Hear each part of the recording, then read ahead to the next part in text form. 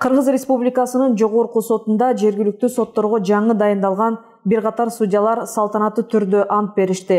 Судьялар Кыргыз Республикасынын президенти Садыр Жапаровдун 2021 жылдын 5 октябрындагы номер 415 жана 416 жарлыктар менен биринчи жолу 5 жылдык мөөнөткө дайындалган.